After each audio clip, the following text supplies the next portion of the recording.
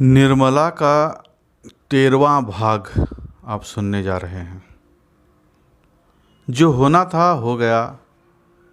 Doctor साहब निर्मला की देह से खून निकालने ही वाले थे कि मनसाराम इस लोक से विदा हो जाता है।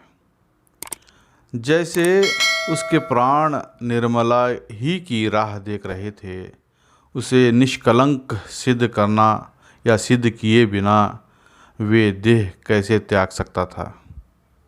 मुंशी जी को निर्मला के निर्दोष होने का विश्वास हो गया, पर कब?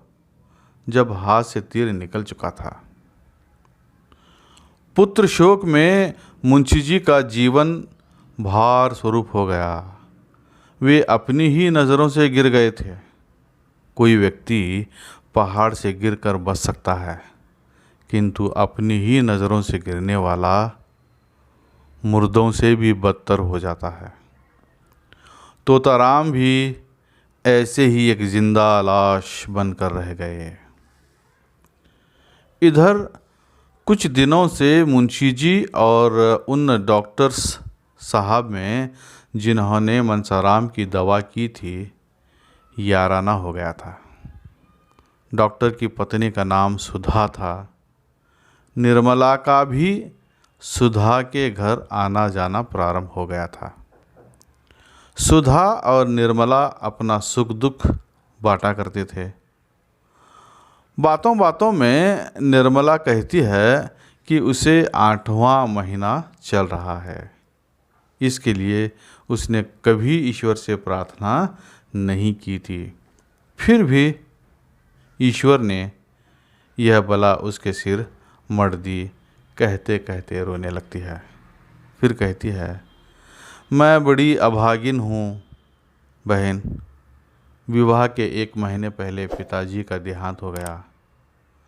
उनके मरते ही जहाँ पहले विवाह की बातचीत पक्की हुई थी, उन लोगों ने आंखें फेर ली। बेचारी अम्मा को हार कर मेरा विवाह यहाँ करना पड़ा। अब छोटी बहन का विवाह होने वाला है। देखें उसकी नाव किस घाट जाती है। सुधा निर्मला से कई प्रश्न करती है, जैसे जहाँ पहले तुम्हारे विवाह की बात हुई थी, उन लोगों ने इनकार क्यों किया? कहाँ के रहने वाले थे? लड़का क्या करता था? लड़के के पिता क्या करते थे? आदि आदि प्रश्नों के उत्तर से सुधा समझ जाती है कि उसका पति ही यानी उसका पति डॉक्टर सिन्हा ही निर्मला का होने वाला पति था। किंतु वह निर्मला से कुछ नहीं कहती। किंतु शाम को जब डॉक्टर सिन्हा घर आते हैं तो उनसे चर्चा करती है।